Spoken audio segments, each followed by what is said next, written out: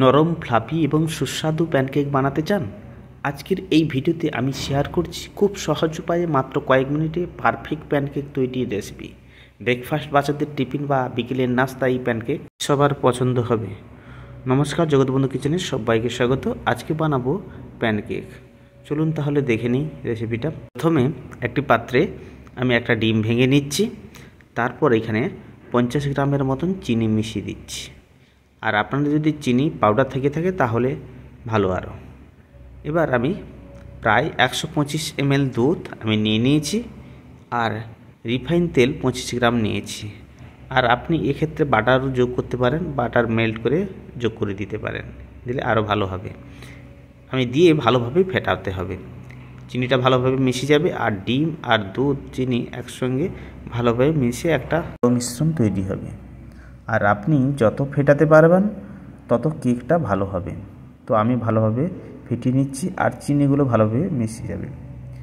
এবার আমি দিয়ে দিচ্ছি দারুচিনি পাউডার। আমার কাছে ভ্যানিলা এসেন্স নেই, তাই আমি দারুচিনি পাউডার দিয়ে দিচ্ছি। ভ্যানিলা এসেন্স থাকলে অবশ্যই ভ্যানিলা এসেন্স দেবেন, তাতে ভালো হবে। তারপর দিয়ে দিচ্ছি ময়দা, আর ময়দা এখানে দিয়ে দিচ্ছি 125 গ্রাম, আর বেকিং পাউডার দিয়ে দিচ্ছি চা চামচে 1 চামচ, আর লবণ দিয়ে দিচ্ছি স্বাদ অনুসার, অর্থাৎ এখানে দিয়ে দিচ্ছি পরিমাণ মতন 1/3 চা চামচ। দিয়ে ভালোভাবে আমাকে ফেটিয়ে নিতে হবে। আমি ভালোভাবে ফেটিয়ে নিচ্ছি। এইভাবে বেশ কিছুক্ষণ ধরে ফেটাতে হবে। দেখবেন ফেটাতে ফেটাতে কালারটা একটু চেঞ্জ হয়ে আসবে, বেটারটা পুরো ক্রিম টাইপের হয়ে যাবে।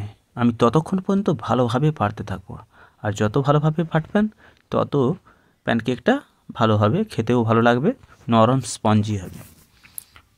তো আমি ভালোভাবে ফাটিয়ে নিচ্ছি। আরও দেখুন কতটা ক্রিমি টাইপের হয়েছে। এবার আমি একটা চামচ দিয়ে দেখাচ্ছি, দেখুন কতটা সুন্দর ক্রিম হয়ে গেছে। এবার আমি একটা ফ্রাই প্যানে ওভেনে বসিয়ে প্যানটা গরম করে নিচ্ছি, আর গরম করে নিয়ে 1/2 চামচ বাটার দিয়ে দিলাম। আপনারা এখানে তেলও দিতে পারেন। বাটার দিলে কেকের গন্ধটা সুন্দর হবে এবং খেতেও ভালো লাগবে। দিয়ে আমি 1 চামচ বেটার দিয়ে দিলাম। 1 চামচ বেটার দিয়ে আমি ঢাকিয়ে দিব, আর আঁচটা একদম স্লো করে দেবেন, না হলে নিচে জ্বলে যাওয়ার সম্ভাবনা থাকে। আর এইখানে উপর থেকে আপনি ড্রাই ফ্রুট কুচি করে দিয়ে দিতে পারেন, এতে আরও খেতে ভালো লাগবে।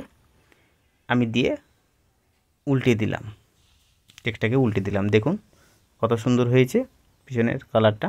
উল্টে দিয়ে জাস্ট 1 মিনিট মতন ভেজে নেব।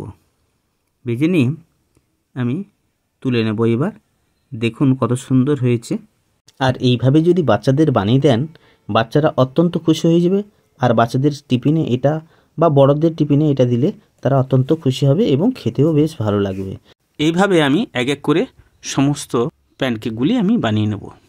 এবার আবার ফ্রাই প্যানটা বসিয়ে দিয়ে 1/2 চামচ মতন বাটার দিয়ে দিচ্ছি, দিয়ে আবার বেটার দিয়ে দিচ্ছি। বেটার দিয়ে ঢাকা দিয়ে দেবো। ঢাকা দিয়ে জাস্ট 2 মিনিট মতন রাখবো, আর 2 মিনিট হালকা আঁচে ফুলে যাবে। তারপর আমি ঢাকা খুলে উল্টে দেব। এটাও হয়ে গেছে। এবার দ্বিতীয় আবার বাটার দিয়ে আমি আবার একটা কেক বসিয়ে দেব। আর এবার বেটার দিয়ে আমি এবার দিয়ে দিচ্ছি ড্রাই ফ্রুট, কাজু, কিশমিশ, পেস্তা যা দিতে পারেন এইখানে দিয়ে দিতে পারেন, দিয়ে বানিয়ে নিতে পারবেন।